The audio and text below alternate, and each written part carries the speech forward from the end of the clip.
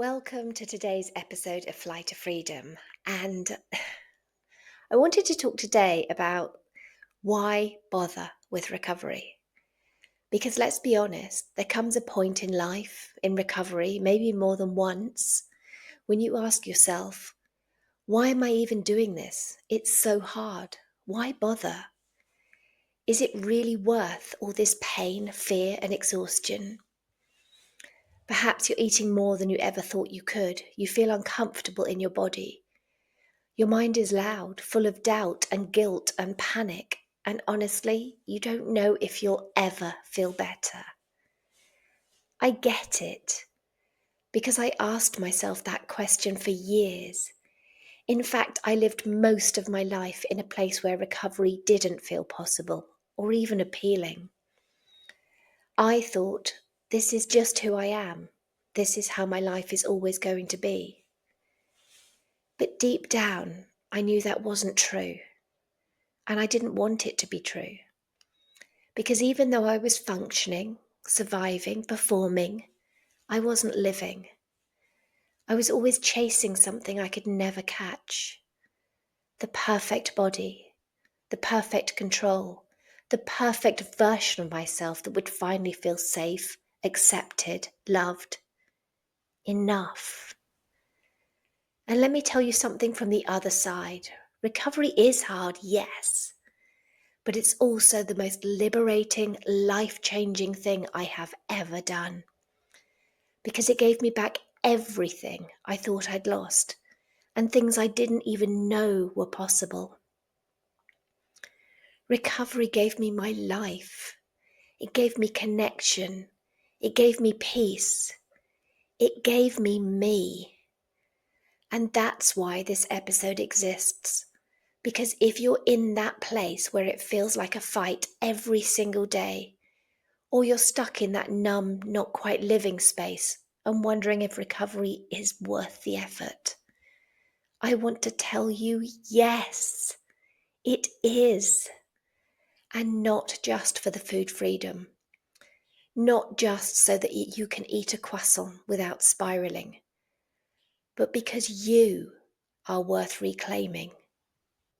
The real you, not just the version you've been pretending to be to feel accepted. Not just the version that's always shrinking, pleasing, controlling, apologizing, but the whole messy, vibrant, alive, authentic you. So let's talk about what recovery really gives you and why it's worth every terrifying step, and how, when you choose to heal, you don't just change your own life, you change the lives of everyone around you. So let's talk about the part that no one really talks about. What it actually costs to stay in the eating disorder. Because when you're in it, even halfway in, it becomes so normalized. The rules, the control, the exhaustion, it just becomes life. And because you might be still functioning, maybe you're going to work, doing well in school, looking after your family, it's easy to tell yourself, I'm fine. It's not that bad. I can manage. I always do. But sweetheart, you're surviving, not living. And there is a massive difference. For me, when I was stuck in it, I genuinely didn't think I was suffering all the time. I thought I was disciplined, health conscious, someone who liked to be in control. But underneath that identity was this constant state of fear. Fear of food, fear of rest, fear of softness, fear of losing control. Every decision I made was filtered through that lens. Every moment was micromanaged. Every part of me that was human, emotional, messy, hungry, tired, had to be suppressed. I wasn't free. I wasn't present. I wasn't me. And the biggest cost was that I lost myself. I didn't know what I liked anymore outside of what was allowed.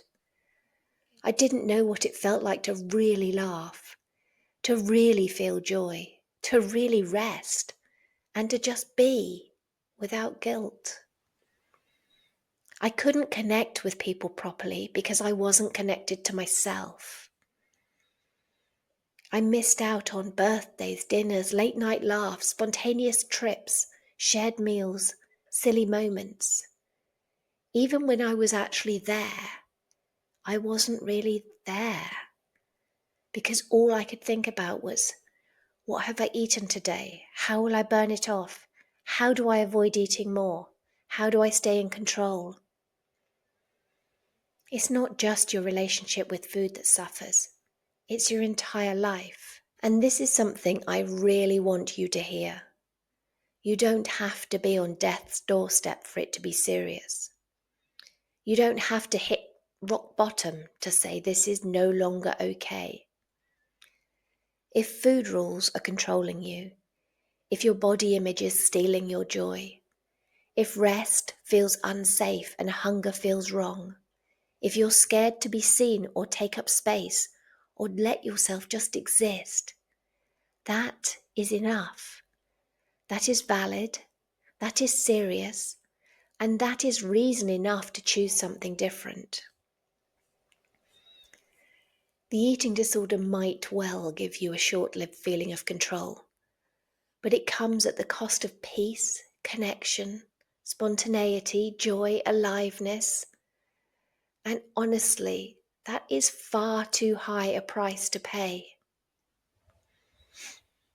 So what do you actually get from recovery? What do you gain when you let go of the rules and the numbers and the constant inner battle? I'll tell you what you gain. You gain everything you thought you had to give up in order to be enough. Let's start with the obvious one. Yes, you get food freedom. You get to eat what you want. You stop obsessing. You stop micromanaging every meal, every calorie, every portion. You stop saying no to dinner plans. You stop Googling menus in advance. You stop feeling guilty for eating something just because you enjoy it. But honestly, that's just the beginning. Here's what recovery really gives you. The stuff no one talks about enough. Emotional freedom. You can actually feel things. Sadness, joy, anger, happiness, grief, desire. You stop numbing everything out with control and start learning how to hold your emotions like the powerful, messy, magnificent human that you are. Mental freedom. You get space back in your brain. You're not constantly calculating, planning, managing and spiraling. You can think about other things. Dreams, books, conversations, creativity, connection. Social freedom. You can say yes to things without fear. Brunch with friends, holidays, birthday cake, long weekends, spontaneous plans. You can show up as you are without needing to hide behind rules or rituals. Physical freedom. You can move when you want to, not when you have to. You listen to your body. You rest without guilt. You exercise and move for joy, not punishment. Or you don't, and you're still enough. Spiritual freedom. You stop outsourcing your worth to scales or mirrors or other metrics, and you connect with your body, your breath, your presence, your purpose. You begin to trust life again, trust yourself again. And it's not just about what's happening inside. It's about what becomes possible in your actual lived life. You sit outside in the sun, belly soft and full, and feel completely present. You cuddle up in bed and fall asleep without planning the next day's food or movement. You can eat chocolate and read in the bath.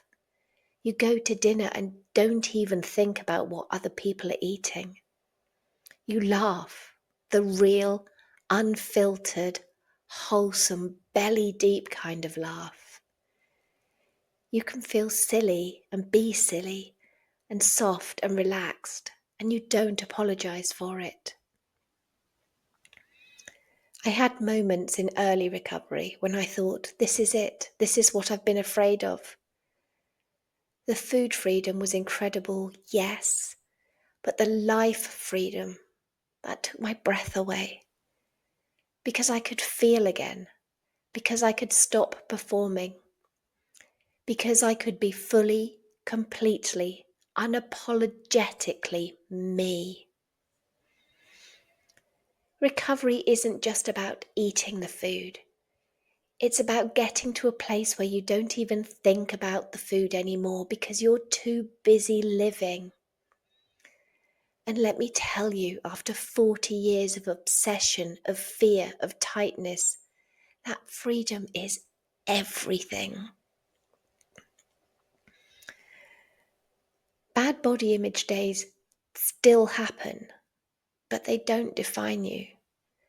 So let's set the record straight. Recovery does not mean you'll love your body every single day. It doesn't mean you'll wake up twirling in the mirror with a hairbrush singing self-love mantras. That's not real life. That's marketing. The truth is that bad body image days do still happen, even now, even for me, even after full recovery. But the difference is, I don't believe those thoughts anymore. There are days where I feel bloated, days when the mirror feels harsh, days when I put on an outfit and just want to take it back off again and hide back in bed. That voice, the one that used to scream, "You're disgusting, you need to fix this, you've let yourself go," it still shows up sometimes, but quietly. But now I know that it's just a voice. It's not the truth. I don't spiral. I don't restrict. I don't cancel my plans. I don't start Googling new diets or workouts or clean eating resets. I take a breath. I ground myself in who I actually am. And I remind myself that my worth has nothing to do with how I feel in my body today. That right there, that's the power of recovery. You're no longer at the mercy of your reflection. You can have a challenging body image day and still eat all your meals. You can feel uncomfortable and still go out and laugh with your friends. You can be bloated and still treat yourself with kindness.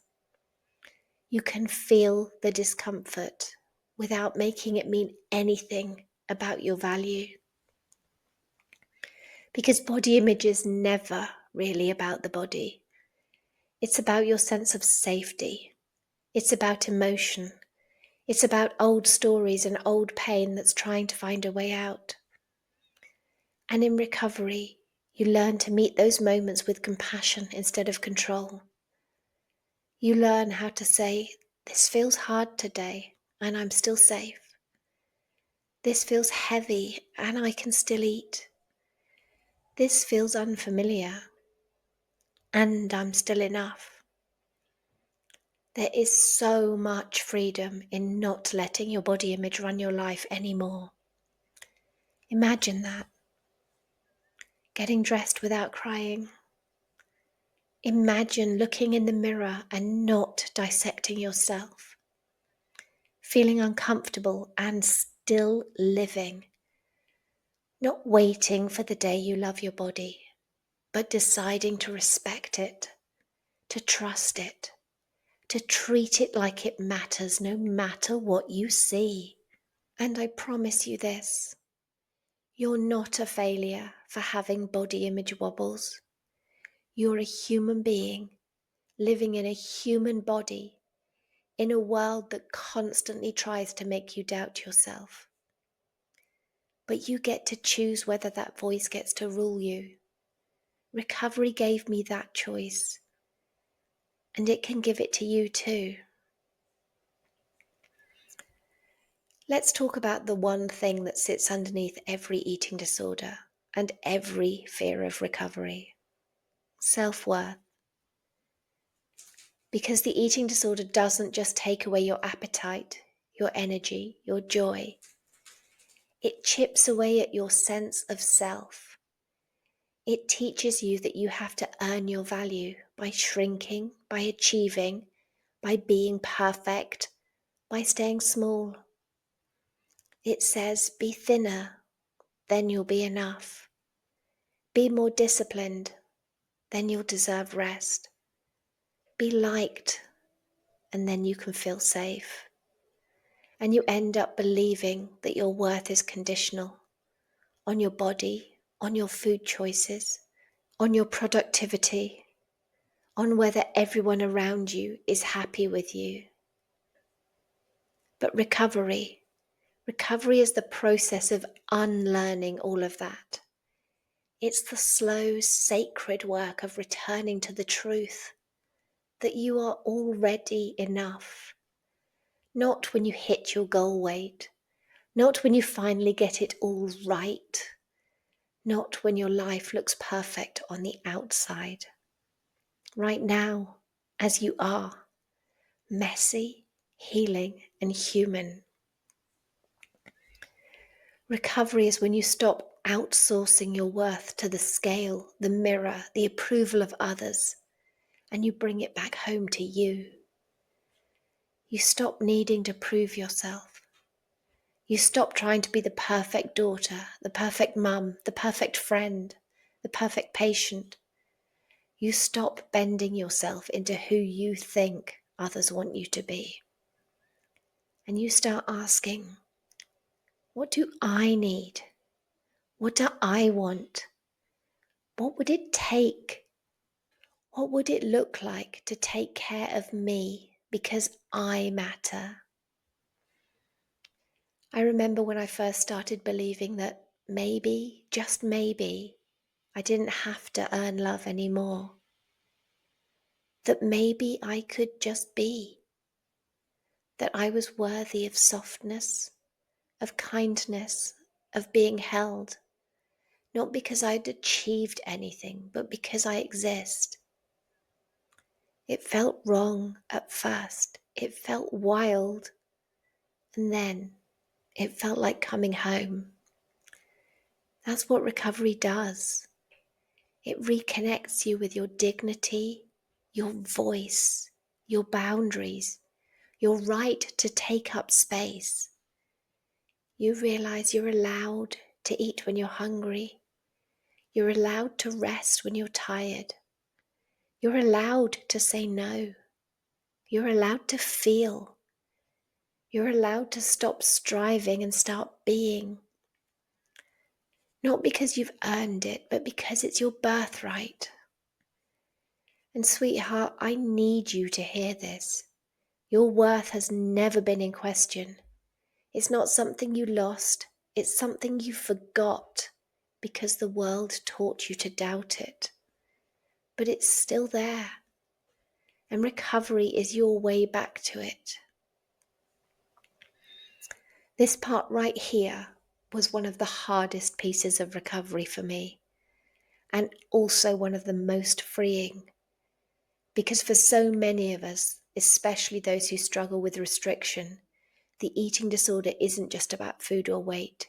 It's about perfection, control, being seen as good, impressive, pleasing together.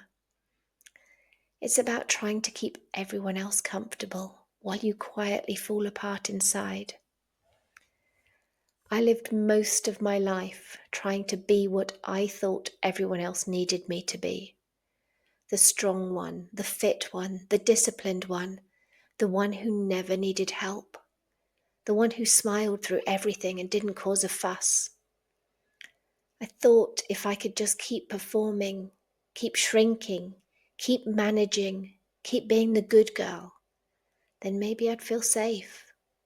Maybe I'd finally be enough. Maybe I'd be loved. But what I learned is that perfection is a cage, and people-pleasing is a slow, invisible way to disappear. Recovery taught me something I've never been allowed to believe before. You don't have to be perfect to be loved. You don't have to keep everyone happy to be safe. You don't have to say yes when your whole body is screaming no. You're allowed to be messy. You're allowed to have needs. You're allowed to take up space. The deeper I went into recovery, the more I realized I had to unlearn this old survival strategy of pleasing others and ignoring myself. And that meant starting to set boundaries, to rest when I was tired, to say no without explanation, to stop apologizing for things that weren't mine to carry, and let go of the idea that I had to be on all the time. And was it uncomfortable at first? Abso-bloody-lutely. Because when you've spent years making yourself small to avoid conflict, speaking your truth can feel like setting off fireworks. But with every no I said, with every moment I let something be imperfect, I got a little bit of me back. And the most beautiful thing, the more I showed up as myself, not the polished performative version, but the raw, honest, real me, the more I started attracting people who loved me for exactly that. Not for what I looked like, not for how perfect I was, not for how much I gave, but for who I actually am. Letting go of perfectionism and people-pleasing is not easy. It will feel like you're letting people down. It will feel selfish and it will feel scary. But I promise you this, it's not selfish to meet your own needs. It's not rude to set boundaries. And it's not failure to be imperfect. It's freedom, and it's waiting for you on the other side of letting go. Becoming your authentic self. This is one of the most extraordinary gifts of recovery. You don't just get your appetite back. You don't just get your energy back. You get yourself back. The real you. The one who existed before the rules, before the shame, before the performance. The one who laughed till she cried without shrinking. Who cried without guilt or shame. Who spoke her truth even if her voice trembled. Because the eating disorder version of you, she's not fake, she's just armored. She's the version of you that was created to feel safe, to be accepted, to avoid rejection or judgment or abandonment. She learned how to perform, how to say the right things, how to look the part, how to be what other people wanted, or what she thought they wanted. And for a while that armor worked. It protected you, but it also silenced you and disconnected you and kept you from ever truly feeling known. Recovery is what happens when you decide to lay that armor down. When you start to say, this isn't who I am. This is who I had to be to survive. And I'm ready to find out who I really am underneath it. And what you discover is pure magic. You discover the you that isn't afraid to be seen. The you that wears what she loves, not what hides her. The you who eats what brings joy, not what earns approval. The you who dances in the kitchen, cries at movies and laughs so hard she snorts. You rediscover your humour, your softness, your silliness, and your fire. You realize that you don't need to be palatable or pleasing to be loved. You just need to be true. And the best part is the people who love you when you're being you, not the filtered, controlled, always fine version, but the honest, open, fully alive version. Those are your people. Those are the ones you can build a life with. And that's where intimacy lives. That's where real life begins, inside you and around you. I cannot even tell you the peace that comes when you no longer have to perform, when you're no longer living in fear of being too much or not enough, because you're not performing anymore, you're being, and that is where the real freedom is. And there's something else I want you to know, and it might not have occurred to you yet, but it's this: your recovery doesn't stop with you. When you heal, when you feed yourself, when you rest, when you say no, when you speak kindly to yourself out loud, other people feel it. Every time you honor your body instead of punishing it, every time you choose compassion instead of control, every time you take up space instead of shrinking, you're not just healing yourself, you're giving other people permission to do the same. I've seen this time and time again. A client starts eating more freely, and suddenly her partner feels less ashamed about their own hunger. Someone in my community shares that they rested for the first time in weeks, and it unlocks a flood of Me Too stories from people realizing they don't need to earn rest either. I've had people tell me, because you showed up in your softness, I stopped apologizing for mine. Because you shared your truth, I finally believed mine was valid. Because you recovered, I now believe it's possible for me too.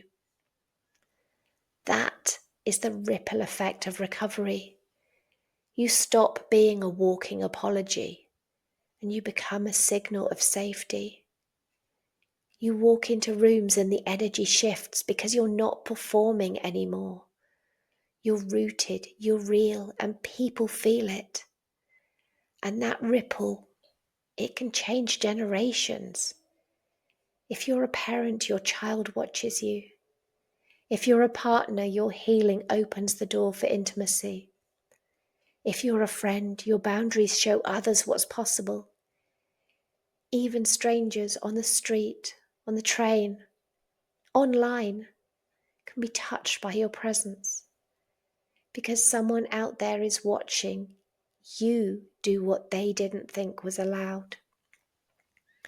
And in that moment, they feel a little bit braver, a little bit freer, and they have a little bit more permission to be themselves.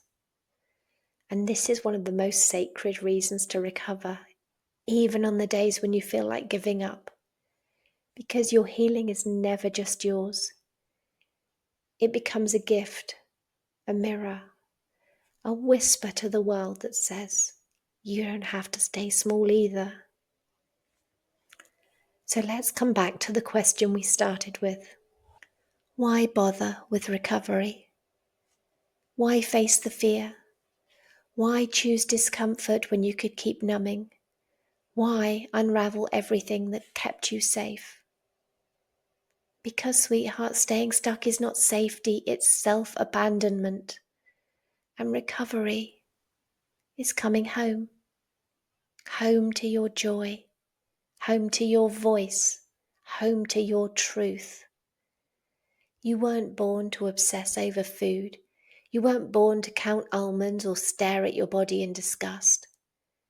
You were born to live, to love, to rest, to create, to feel, to be fully you. And that version of you, the real you, is not only possible, she's already there, underneath all the fear and control. And I know what you might be thinking right now. I want that, but I don't know how. And that's okay. You're not meant to figure this out alone. That's exactly where I can walk with you.